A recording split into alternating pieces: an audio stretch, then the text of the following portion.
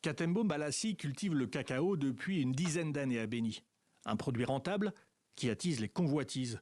Pour lui, le marché du cacao est désormais gangréné par la contrebande et la criminalité.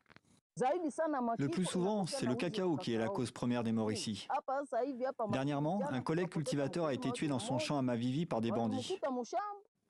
Ils l'ont tué en pleine récolte de cacao, selon le mode opératoire des ADF. Puis, ils sont partis avec sa récolte.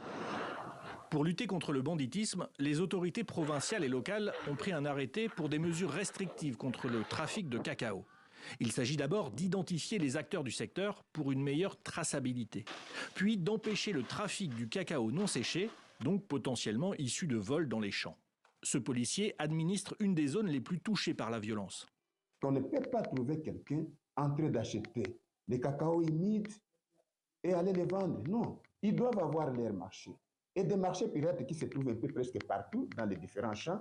Donc ça contribue aussi à la tracasserie, ça contribue aussi au vol et à l'insécurité. Nous avions déjà pris des mesures pour suspendre tous ces marchés pirates qui se trouvent tout autour des champs des agriculteurs. Si vous êtes agriculteur, vous devez être identifié. Si vous êtes acheteur, vous devez aussi être identifié, même exportateur.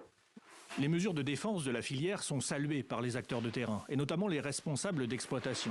Pour David Kavoussa, tout doit être fait pour éviter une commercialisation de cacao dont personne ne connaît la provenance. Nous nous sommes fixés des objectifs, de manière qu'avant le début de la saison prochaine, nous ayons identifié presque le 90% des champs de producteurs qui nous amènent le cacao.